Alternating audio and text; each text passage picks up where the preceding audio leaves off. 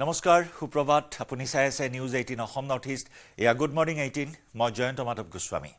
প্ৰথমে জনাইছো এটা ব্ৰেকিং নিউজ শিৱসাগৰৰ ডিমৌত সংঘটিত হৈছে এটা চাঞ্চল্যকৰ হত্যাকাণ্ড পত্নীক হত্যা কৰি ডিমৌ নদীত পেলাই দিলে মৃতদেহ পত্নীক হত্যাৰ কথা স্বীকাৰ বসন্ত উৰফে মুন দিহিঙিয়াৰ নদীত মহিলাৰ মৃতদেহ বিচাৰি আৰক্ষীৰ অভিযান 14 মাৰ্চৰ পৰা নিৰুদ্দেশ হৈ আছিল বিনা কুঁৱৰ নামৰ মহিলাগৰাকী স্বামীৰ বিৰুদ্ধে হত্যাৰ অভিযোগ উত্থাপন কৰিছিল ৰাইজে পত্নীক হত্যা কৰি মৃতদেহ লুকুৱাই থোৱাৰ অভিযোগ তুলিছিল ৰাইজে বিনা কুঁৱৰৰ সন্ধানৰ দাবীত ৰাইজে ঘেৰাও কৰিছিল আৰক্ষী থানা হত্যাকাণ্ডৰ বিৰুদ্ধে ৰাইজে সাব্যস্ত কৰিছিল উত্তাল প্ৰতিবাদ থানা ঘেৰাও কৰাৰ লগতে ৰাইজে অৱৰোধ কৰিছিল 37 নম্বৰ ৰাষ্ট্ৰীয় ঘাইপথ 5 ঘণ্টাৰ অধিক সময় ঘাইপথ অৱৰোধ কৰি ৰাইজে সাব্যস্ত কৰিছিল প্ৰতিবাদ ৰাইজৰ প্ৰতিবাদৰ পিছতে আৰক্ষীয়ে গ্ৰেপ্তাৰ কৰে অভিযুক্ত বসন্ত উৰফে মুন দিহিঙিয়াক ইতিমধ্যে বসন্তৰ মাতৃ আৰু ভাই বুৱাৰীক গ্ৰেপ্তাৰ কৰি প্ৰেৰণ কৰিছে জেললৈ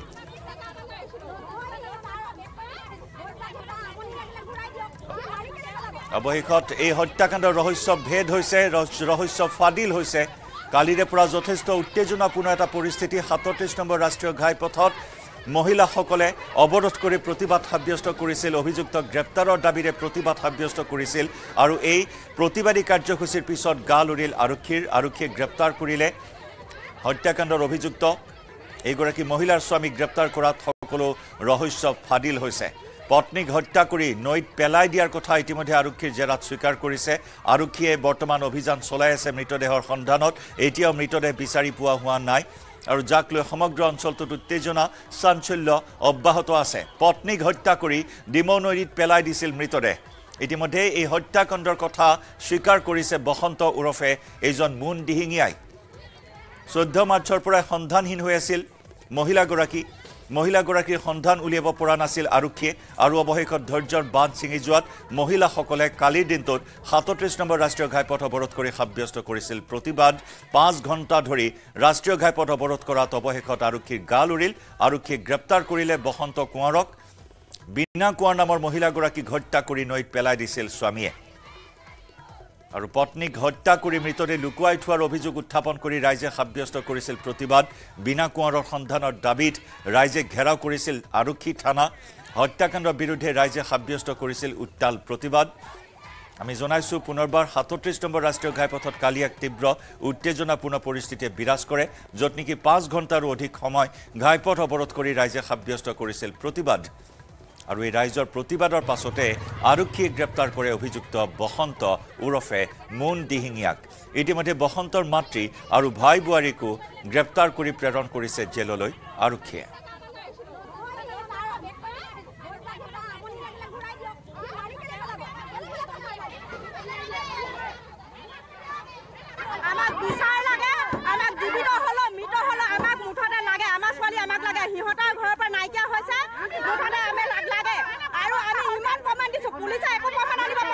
আমি জনাত তেখেতক হত্যা কৰি কৰবাত লুকুৱাই থৈছে গতিকে বসন্ত দিহিঙাক আমাক ফাঁচি লাগে আৰু বসন্ত দিহিঙাই ক'ত পুতি থৈছে ডেড বডি আমাক উলিয়াই দিব লাগে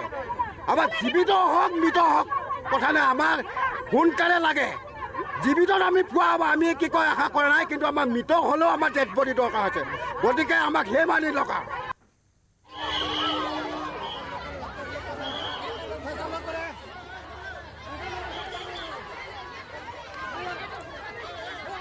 আৰু এইখিনি মুহূৰ্তত শিৱসাগৰৰ পৰা আমাৰ সাংবাদিক প্ৰদীপ গগৈৰ সৈতে সংযুক্ত হৈছো পোনপটীয়া সম্প্ৰচাৰত প্ৰদীপ এই নৃশংস হত্যাকাণ্ডৰ অৱশেষত ৰহস্য ভেদ হ'ল মুনক গ্ৰেপ্তাৰ কৰাৰ পিছত অৰ্থাৎ বসন্ত দিহিঙিয়াক গ্ৰেপ্তাৰ কৰাৰ পিছত সমস্ত তথ্য পোহৰলৈ আহিল পত্নীক হত্যা কৰি ডিমৌ নৈত পেলাই দিছিল এই হত্যাকাণ্ডৰ কাৰণ কি আছিল শেহতীয়া আৰু কি খবৰ এই মুহূৰ্তত লাভ কৰা হৈছে মৃতদেহৰ সন্ধানত বৰ্তমান ডিমৌ নৈত কেনেদৰে চলিছে অভিযান হয় জয়ন্ত আৰক্ষীয়ে অভিযান চলাই আছে মই দেখুৱাইছো আৰক্ষী দল চলাই আছে ভাৰপ্ৰাপ্ত আৰক্ষী বিষয়া আছে ডিমৌ থানাৰ মই জানিব বিচাৰিম দাদা কি কৈছে হয় কি কৈছে অভিযুক্ত বসন্ত দিহিঙে এতিয়া মানে সি ইয়াতে ক'তবা মানে আমি বিচাৰি আছো তো সি কৈছে যে ইয়াতে ক'তবা থাকিব বুলি কৈছে তেওঁ কি কৈছে জেৰা কিমান চলাওঁতে কি কৈছে তেওঁ নাই সি ইনভেষ্টিগেশ্যন কৰোঁতে সি এতিয়ালৈ কনফেছ কৰিছে তো আমি এতিয়া চাই আছো বস্তুটো হত্যা কৰা বুলি কৈছে সি কনফেছ কৰিছে হয় কিন্তু ক'ত পেলাই দিয়া বুলি কৈছে আমি ইনভেষ্টিগেট কৰি ডিমৌৰ কৈছে আমি ইনভেষ্টিগেট কৰি আছো হয় কি আপোনালোকে পাৰে বিচাৰিব নে নদীটো বিচাৰিছে না নদীৰ পৰা গোটেই আমি বিচাৰি আছো আমি চেষ্টা কৰি আছো ৰাতিপুৱা বিচাৰি আছে তেওঁ কি কাৰণে হত্যা কৰিলে কৈছে নেকি কিবা না আমি ইনভেষ্টিগেশ্যন কৰি আছো এইটো আমি পাছত আমি জনাম এতিয়ালৈকে কাক গ্ৰেপ্তাৰ কৰিছে এতিয়ালৈকে আমি ৰৈ দিয়ক তাক কৰিছো নিজৰ তাৰ মা আৰু তাৰ হেৰি বোৱাৰীক কৰিছো আমি বৌয়েকক গ্ৰেপ্তাৰ কৰিছে আৰু মাকক হয় হয় জয়ন্ত মই দেখুৱাই আছো এয়া শিৱসাগৰ ডিমৌ থানাৰ আৰক্ষীয়ে এনেধৰণেই নদীত অভিযান চলাই আছে মই দেখুৱাইছো নিউজ 18 অসম নৰ্থ ইষ্টে এক্সক্লুচিভ দৃশ্য দেখুৱাই আছো আমি যে যোৱা নিশাত মাৰাথান জেৰা চলাইছিলে সেই অভিযুক্ত বসন্ত ওৰফে মুন দিহিঙীয়াক বিনা কোঁৱৰ তেওঁৰ পত্নী আছিলে বিনা কোঁৱৰক এই স্বামী পাখণ্ড স্বামী মুন দিহিঙীয়া ওৰফে বসন্ত দিহিঙীয়াই হত্যা কৰা বুলি আৰক্ষীৰ জেৰাত স্বীকাৰ কৰিছে আৰু হত্যা কৰি ডিমৌ নদীত পেলাই দিয়া বুলি আৰক্ষীৰ জেৰাত বিস্ফোৰক স্বীকাৰোক্তি দিছে আৰু যাৰ বাবে আৰক্ষীয়ে নিশাৰে পৰা এনেধৰণেই এই ডিমৌ নদীত অভিযান চলাই আছে নিশা একাংশ আৰক্ষী দুবাৰু বাহিনীও ইতিমধ্যেই ইয়ালৈ মাতি অনা হৈছে আৰু ডিমৌ নদীত অভিযান চলাই আছে আৰু মই দেখুৱাইছো এয়া কালি যোৱা 14 প্ৰতিবাদ কৰিছিলে ৰাইজে বিশেষকৈ যোৱা 14 মাৰ্চৰ পৰা বিনা কোঁৱৰ সন্ধানহীন হৈ আছিলে জয়ন্ত আৰু তাৰ পিছত তেখেতৰ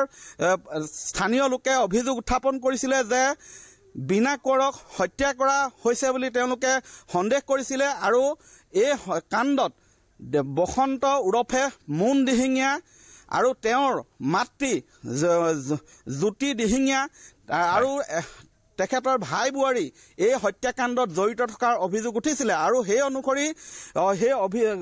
কেতবোৰ তেওঁলোকে যি অভিযোগ উত্থাপন কৰিছিলে তাৰ ভিত্তিত আচলতে অনুসন্ধান অব্যাহত ৰাখিছিলে আৰু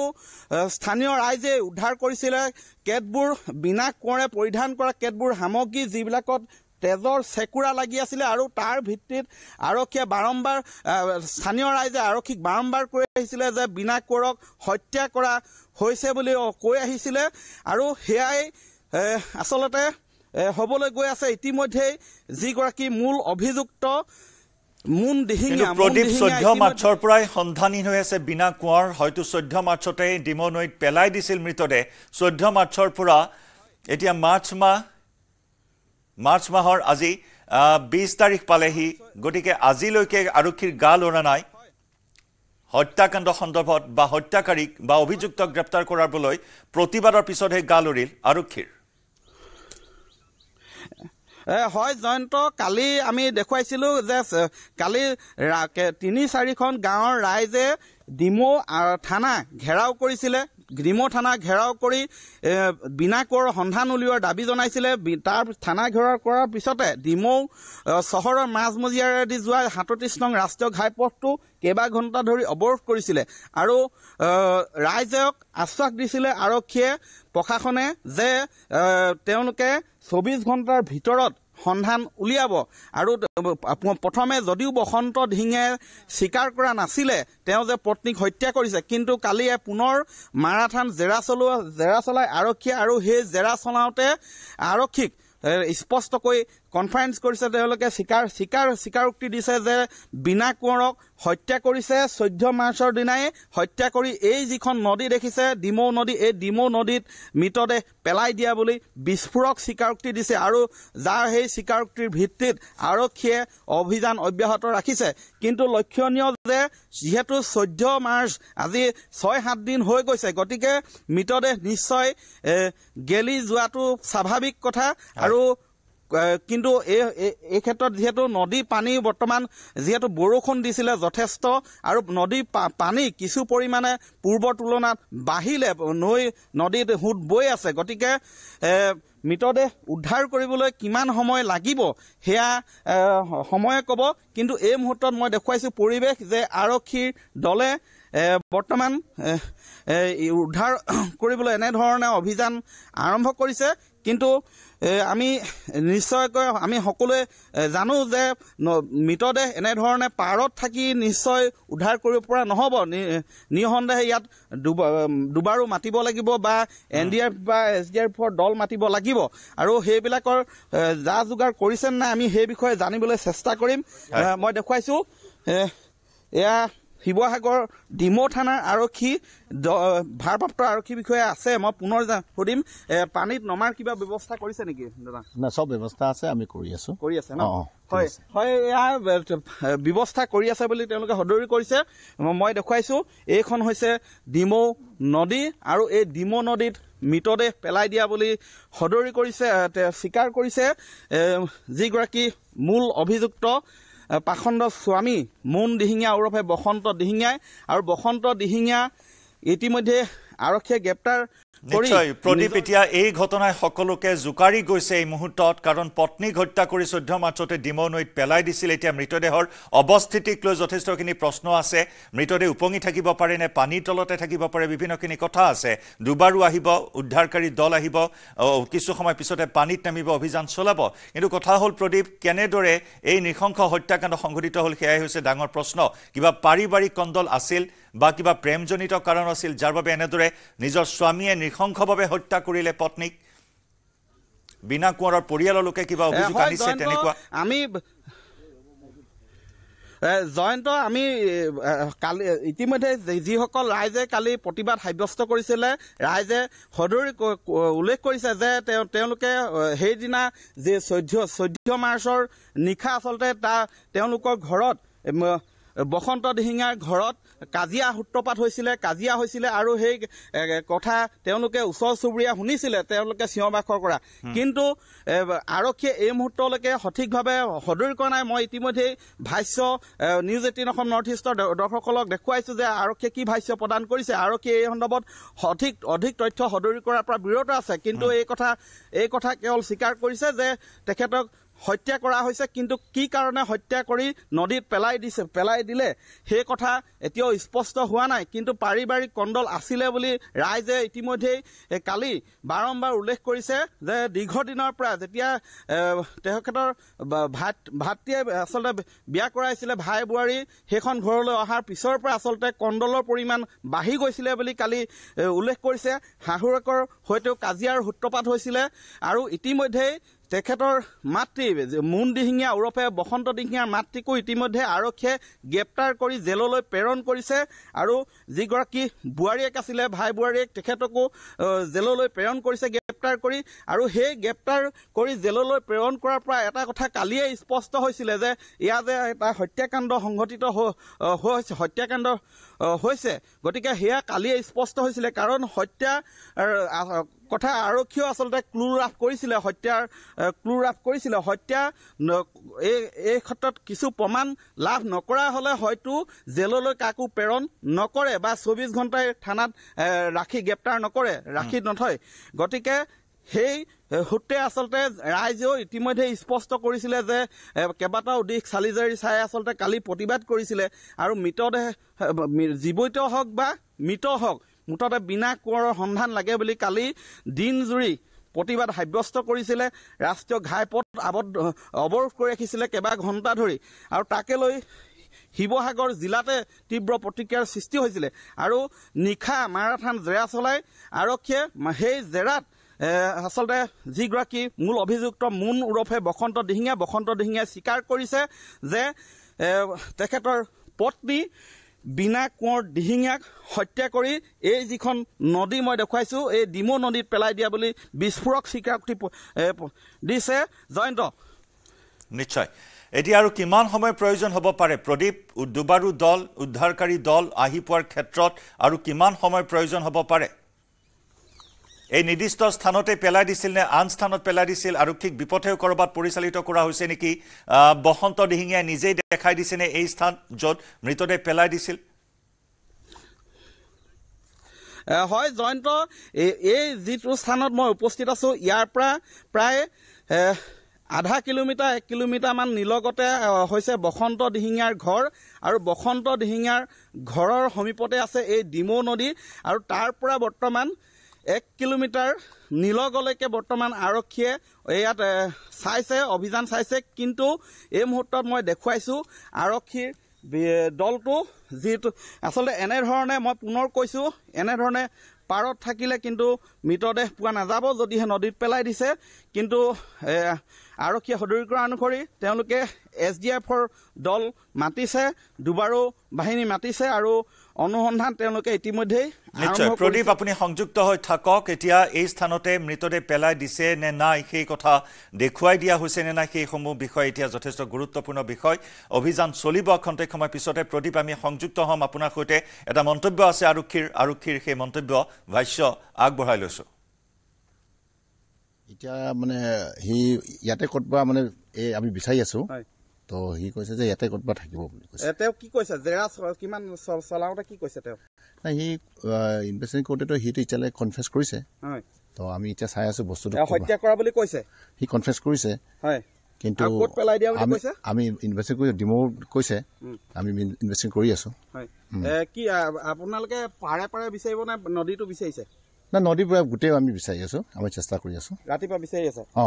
তেওঁ কি কাৰণে হত্যা কৰিলে কৈছে নেকি কিবা না আমি ইনভেষ্টিগেশ্যন কৰি আছো এটা আমি পাছত আমি জনাম এতিয়ালৈকে কাক গ্ৰেপ্তাৰ কৰিছে এতিয়ালৈকে আমি ৰৈ দিয়ক তাক কৰিছো নিজৰ তাৰ মা আৰু তাৰ হেৰি বোৱাৰীক হেৰি কৰিছো আমি বৌয়েকক গ্ৰেপ্তাৰ কৰিছে আৰু মাকক সেয়া আছিল আৰক্ষীৰ মন্তব্য তদন্তৰ খাতিৰত স্পষ্টকৈ কোৱা নাই কোনো কথা কিন্তু ইতিমধ্যে হত্যাকাণ্ডৰ কথা স্বীকাৰ কৰাৰ কথা উল্লেখ কৰিছে প্ৰদীপ পুনৰবাৰ সেই প্ৰসংগলৈ আহিছো দেখুৱাই দিয়া হৈছে নে নাই বা সিন ৰিক্ৰিয়েশ্যনৰ কিবা ব্যৱস্থা কৰা হ'ব নেকি মৃতদেহ উদ্ধাৰ কৰাৰ ক্ষেত্ৰত সেই সন্দৰ্ভতো জানিব বিচাৰিছো আপোনাৰ পৰা হয় এতিয়া ইতিমধ্যে মই কৈছোৱে যে তেওঁলোকে প্ৰায় 1.5 কিলোমিটাৰ নিলগলৈকে আৰক্ষীয়ে বিচাৰি আছে মৃতদেহ মৃতদেহৰ সন্ধান কৰি আছে কিন্তু ঘৰৰ সমীপতে তেওঁ পেলাই দিয়া বুলি সদৰি কৰিছিলে আৰু সেই অনুসৰিয়েই আচলতে বিচাৰি দিছে মই দেখুৱাইছো ইয়াত যিখন নদী সেই নদীখন এইখন ডিমৌ নদী ইয়াৰ এই স্থানত ইতিমধ্যে আৰক্ষীয়ে চাইছে কিন্তু লক্ষণীয় বিষয়টো হ'ল যে আৰক্ষীয়ে আমি এতিয়া এই মুহূৰ্তত যি দেখিলোঁ আৰক্ষীয়ে কিন্তু নদীত নমা আমি নাই দেখা পাৰে ঘূৰি ফুৰিছে কিন্তু পাৰে ঘূৰিলে নিঃসন্দেহে মৃতদেহ উলিওৱাত জটিলতাৰ সৃষ্টি হ'ব তেওঁলোকে বিচাৰি নাপাব গতিকে তেওঁলোকে সদৰি কৰা অনুসৰি SDFৰ দল মাতিছে কিন্তু কেতিয়ালৈ উদ্ধাৰ কৰিব পাৰিব সেয়া কিন্তু লক্ষণীয় হ'ব কিন্তু ৰাইজে দাবী উত্থাপন কৰিছে যে সোনকালে যাতে মৃতদেহৰ সন্ধান উলিয়াব পাৰে আৰু যিহেতু 6-7 দিন উকলি গৈছে গতিকে 6-7 দিনত এটা মৃতদেহ আচলতে গেলি যোৱাটো স্বাভাৱিক গতিকে লক্ষণীয় হ'ব কেতিয়া উদ্ধাৰ কৰিবলৈ সক্ষম হ'ব আৰু ইতিমধ্যে তেখেতৰ যিটো স্থানত পেলাইছিলে তেখেতৰ ঘৰৰ সমীপৰ পৰা প্ৰায় 1.5-2 কিলোমিটাৰলৈকে আৰক্ষীয়ে বৰ্তমান তাতে উজনি অসমত ধাৰাবাহিকভাৱে বৰষুণো আহিছে বিগত কেইবা দিনত গতিকে পানীও যথেষ্ট বৃদ্ধি পাইছে ডিমৌ নৈত গতিকে কেনেদৰে উদ্ধাৰ অভিযানত নামে সেয়া লক্ষণীয় হ'ব আমি খন্তেক সময় পিছত পুনৰ সংযুক্ত হ'ম প্ৰদীপ এই মুহূৰ্তত ধন্যবাদ জনাইছো আপোনাক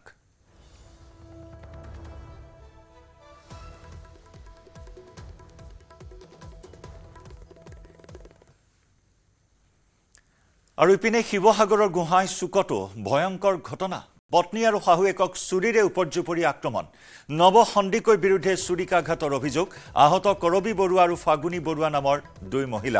দুই মহিলাক শিৱসাগৰ অসামৰিক চিকিৎসালয়লৈ প্ৰেৰণ বৰ্তমানে পলাতক কৰবী বৰুৱাৰ স্বামী নৱসন্দিকৈ গোহাঁই চুকত সংঘটিত হৈছে এই চাঞ্চল্যকৰ ঘটনা পত্নী আৰু শাহুৱেকক চুৰিৰে উপৰ্যুপৰি আক্ৰমণ নৱসন্দিকৈ নামৰ লোক এজনৰ বিৰুদ্ধে উত্থাপন হৈছে চুৰিকাঘাতৰ অভিযোগ আহত হয় কৰবী বৰুৱা আৰু ফাগুনী বৰুৱা নামৰ দুইগৰাকী মহিলাক শিৱসাগৰ অসামৰিক চিকিৎসালয়লৈ প্ৰেৰণ কৰা হয় কিন্তু বৰ্তমানে পলাতক হৈ আছে কৰবী বৰুৱাৰ স্বামী নৱসন্দিকৈ মানুহজন আহি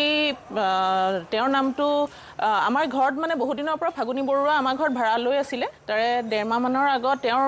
ছোৱালী কৰবী বৰুৱা আহি মাকৰ লগতে থাকিবলৈ ল'লে। তেতিয়া আমি গম পাইছিলোঁ যে তেখেতৰ মানে হাজবেণ্ডৰ লগত কিবা পাৰিবাৰিক সংঘাতৰ কাৰণে তেওঁ আহি ইয়াত থাকেহি। অলৰেডি মানে এৰা এৰি হোৱা নিচিনা বুলিয়ে আমি শুনিছিলোঁ। তাৰপিছতে আহি পাই পিনি আজি তেওঁৰ নৱ সন্দিকৈ বুলি কৈছে নামটো। নৱ সন্দিকৈ আহি পিনি তেওঁক লৈ যাব বিচাৰিছিলে, মানে লগত যাবলৈ তেওঁক মানে কৈছিলে, কিন্তু তেওঁ যাবলৈ অমান্তি হোৱাত মানে তেওঁক চুৰি মাৰিলে। আৰু তেওঁক মানে চুৰি মানে উলিয়াই পিনি তেওঁক মানে ৱাইফক মাৰিলে প্ৰথমতে। তাৰপিছতে ৱাইফক মানে মাকে মানুহজনক পিছপিনৰ পৰা ধৰোঁতে মাককো এনেকৈ পিছপিনৰ পৰা মানে সন্মুখৰ পৰা এনেকৈ পিছপিনে কৰি মাথোঁতে তেওঁৰো পেটত দুখ পাইছে। আমেৰিকাৰ ৰাষ্ট্ৰপতি ডোনাল্ড ট্ৰাম্পৰ মধ্যস্থতা 30 দিনৰ বাবে যুদ্ধবিৰতিত সন্মতি প্ৰদান কৰিছে ইউক্ৰেইনৰ ৰাষ্ট্ৰপতি ভলোদিমিৰ জেলেনস্কিয়ে। ৰাছিয়াৰ ৰাষ্ট্ৰপতি ভ্লাদিমিৰ পুটিনেও আংশিকভাৱে মানি লৈছে আমেৰিকাই দিয়া যুদ্ধবিৰতিৰ প্ৰস্তাৱক। এই সময়ছোৱাত ৰাছিয়া আৰু ইউক্ৰেইনে পৰস্পৰে আক্ৰমণৰ পৰা বিৰত থাকিব যদিও ৰাছিয়াই 30 দিনীয়া যুদ্ধবিৰতিৰ প্ৰস্তাৱক মানি ল'বলৈ অস্বীকাৰ কৰিছে। আন্তঃগাঁথনি সুৰক্ষিত কৰিবলৈ আৰোপ কৰা হৈছে কেইবাটাও চৰ্ত। ৰাছিয়াই শক্তি কেন্দ্ৰ, উদ্যোগ আদিত আক্ৰমণ নকৰাৰ বাবে সন্মতি জনাইছে। একেদৰে ইউক্ৰেইনে ৰেল ষ্টেচন, বন্দৰ, বিদ্যুৎ কেন্দ্ৰত যাতে আক্ৰমণ নকৰে তাৰ নিশ্চয়তা দাবী কৰিছে আমেৰিকাৰ ৰাষ্ট্ৰপতি ডোনাল্ড ট্ৰাম্পৰ পৰা। বিপৰীতে হোৱাইট হাউছে দুয়োখন দেশৰ শক্তি আৰু আন্তঃগাঁথনিৰ বিষয়বোৰ যুদ্ধবিৰতিত সামৰি লোৱা হ'ব বুলি প্ৰকাশ কৰিছে। অৰ্থাৎ যুদ্ধবিৰতিৰ সময়ছোৱাত শক্তি খণ্ড, আন্তঃগাঁথনি থকা অঞ্চলসমূহত কোনো ধৰণৰ আক্ৰমণ কৰিলে আক্ৰমণকাৰী দেশখন জগৰীয়া হ'ব। ইউক্ৰেইনৰ ৰাষ্ট্ৰপতি ভলোদিমিৰ জেলেনস্কিয়ে আমেৰিকাই দিয়া যুদ্ধবিৰতিৰ প্ৰস্তাৱক সমৰ্থন জনাই ইয়াক কাৰ্যকৰী কৰা হ'ব বুলিও স্পষ্ট কৰি দিছে ছ'চিয়েল মিডিয়া যোগে।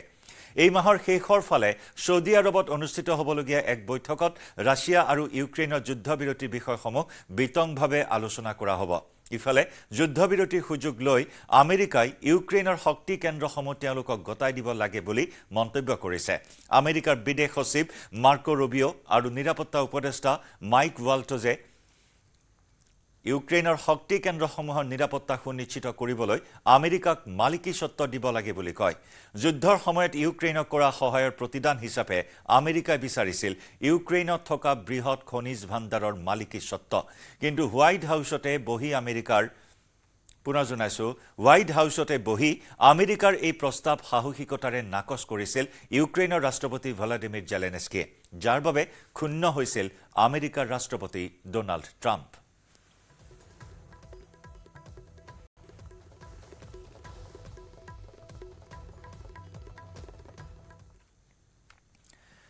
অসম বক্সিং সন্থাৰ বিৰুদ্ধে বিস্ফোৰক অভিযোগ। BFIৰ সভাপতি অজয় সিঙৰ গুৰুতৰ অভিযোগ। নিলম্বিত সচিব হেমন্ত কলিতাৰ বিৰুদ্ধে অভিযোগ অজয় সিঙৰ। লাভলিনাকে ধৰি অসমৰ বক্সাৰক খেলত বাধা দিয়াৰ অভিযোগ। নেশ্যনেল চেম্পিয়নশ্বিপ খেলাত লাভলিনাক বাধা দিয়াৰ অভিযোগ উত্থাপন কৰে সিঙে।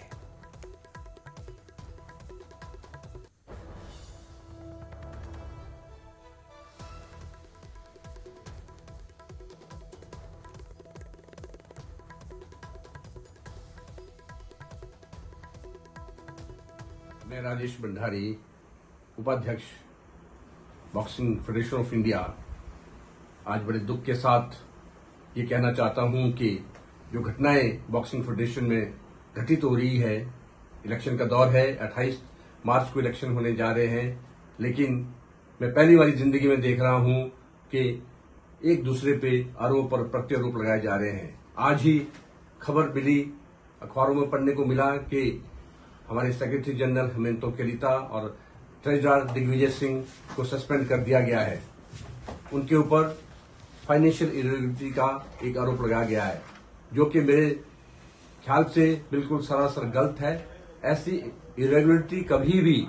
जनरल हाउस के और किसी भी मेंबर के संज्ञान में नहीं लाई गई है। इस तरह की इन्होंने जो काम किया है आज तक बड़े निष्ठापूर्वक तरीके से काम किया है, बड़ी ईमानदारी से काम किया है। और दूसरी बात मैं जो ये कहना चाहता हूं नेशनल बॉक्सिंग चैंपियनशिप के बारे में जो कल से होने जा रही है, ये चैंपियनशिप का हमने आग्रह किया था बॉक्सिंग फेडरेशन को 27 राज्य की टीमों ने, संघों ने, कि इसको इस इलेक्शन के बाद करवाया जाए। लेकिन ये कल से शुरू हो रही है। चलो ये एक प्रैक्टिस टूर्नामेंट ही सही, इसको बाद में भी करवाया जाएगा, जिसमें कि टीमों का सिलेक्शन किया जाएगा राष्ट्रीय और अंतर्राष्ट्रीय चैंपियनशिप के लिए। Thank you. তিনিচুকীয়াত আছুৰ প্ৰাক্তন জিলা সভাপতিৰ দল ত্যাগ। আছু ত্যাগ কৰিলে সত্য বৰগোহাঁই। 17 বছৰ সদৌ অসম ছাত্ৰ সন্থাত জড়িত আছিল বৰগোহাঁই। অসম আৰু অসমীয়াৰ হকে মাত মাতি আহিছিল বলিষ্ঠ ছাত্ৰ নেতাজনে। একান্তই ব্যক্তিগত কাৰণত আছুৰ প্ৰাথমিক সদস্য পদৰ পৰা ত্যাগ কৰা বুলি জনাই নেতাজনে অনাগত দিনত কোনো ৰাজনৈতিক পৰিকল্পনা নাই বুলি উল্লেখ কৰে ছাত্ৰ নেতাজনে। সুদীৰ্ঘকাল মই ছাত্ৰ সন্থাৰ মজিয়াত থাকি ৰাইজক সেৱা কৰিবৰ সুযোগ প্ৰদান কৰাৰ বাবে মই পোনপ্ৰথমে সদৌ অসম ছাত্ৰ সন্থাৰ নেতৃবৰ্গক ধন্যবাদ জ্ঞাপন কৰিছোঁ। আমি হাইস্কুলত পঢ়ি থকা দিনৰ পৰা 2007 চনমানৰ পৰা ছাত্ৰ সন্থাৰ লগত ওতঃপ্ৰোতভাৱে জড়িত হৈ আজি প্ৰায় 17 বছৰতকৈ অধিক কাল ছাত্ৰ সন্থাৰ মজিয়াত থাকি বিভিন্ন পদত কাৰ্যনিৰ্বাহ কৰি আজি ছাত্ৰ সন্থাৰ পবিত্ৰ মজিয়াৰ পৰা আনুষ্ঠানিকভাৱে বিদায় গ্ৰহণ কৰিছোঁ। আৰু একান্ত ব্যক্তিগত কাৰণত আচলতে এই মোৰ বিদায়, আৰু অনাগত দিনত ছাত্ৰ সন্থাৰ লগত প্ৰতিটো ক্ষেত্ৰতে সদায় সহায় সহযোগিতা থাকিব। আৰু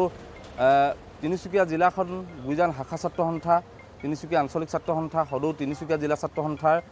প্ৰতিখন আঞ্চলিক ছাত্ৰ সন্থাৰ কৰ্মকৰ্তাসকলক মই অন্তৰৰ নিভৃত কোণৰ পৰা ধন্যবাদ জ্ঞাপন কৰিছোঁ।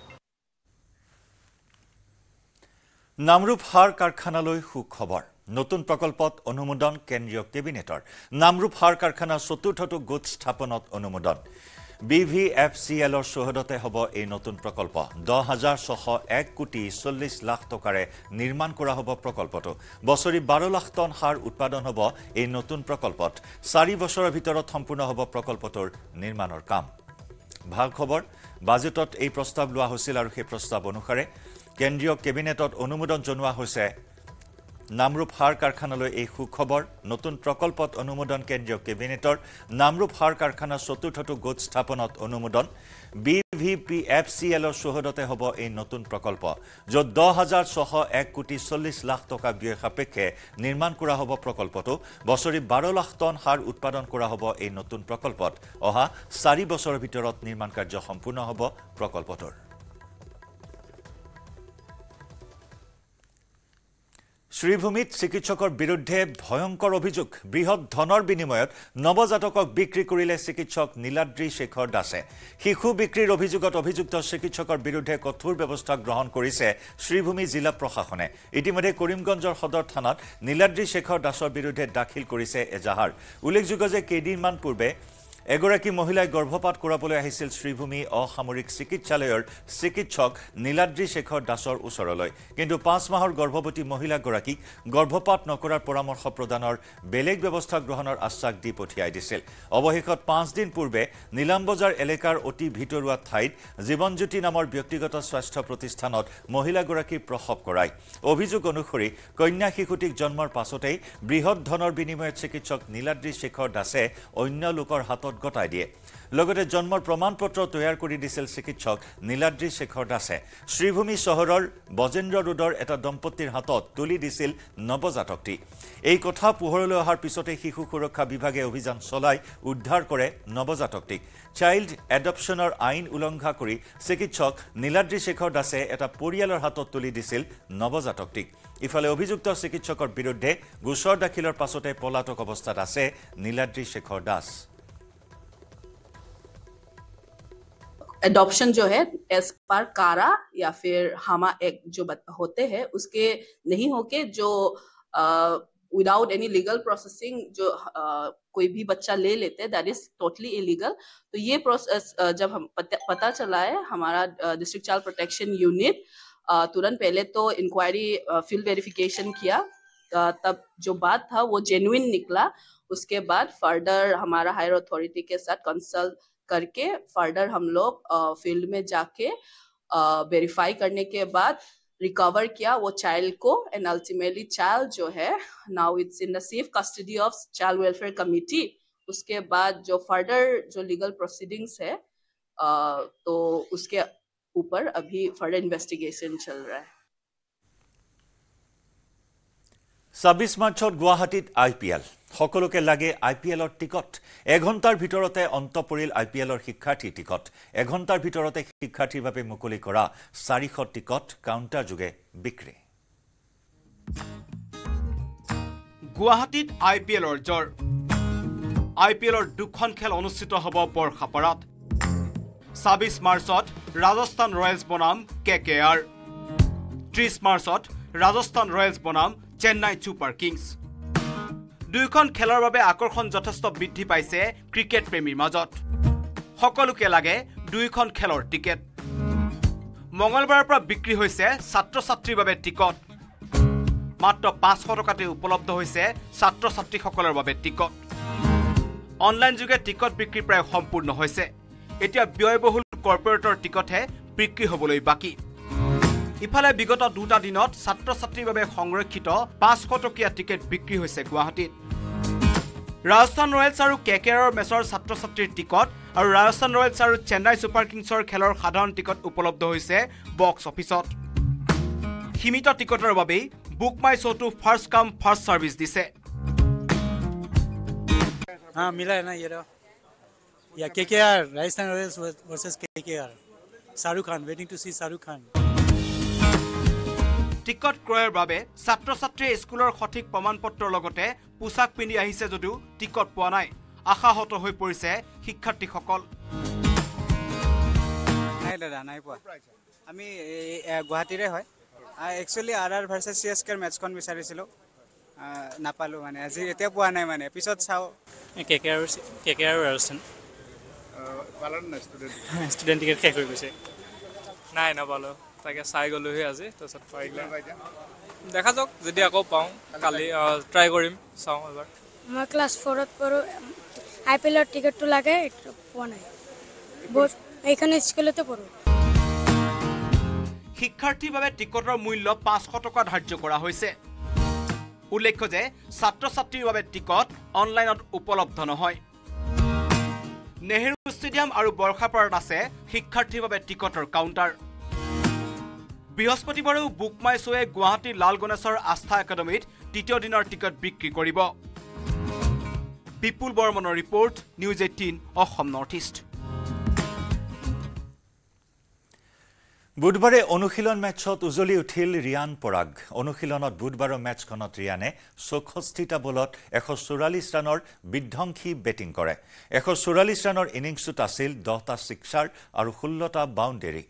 ৰাজস্থান ৰয়েলছৰ বাবে এই বৰ্ষত 14 কোটি টকাৰ নিলাম হৈছিল ৰিয়ান পৰাগ 24 মাৰ্চত গুৱাহাটীত IPL ৰিয়ানৰ খেল চাবলৈ ক্ৰীড়াপ্ৰেমীৰ এতিয়া উৎসাহৰ অন্ত নাই সকলোৰে আশা কলকাতা নাইট ৰাইডাৰ্ছ আৰু ৰাজস্থান ৰয়েলছৰ মাজৰ খেলখনত উজলি উঠিব ৰিয়ান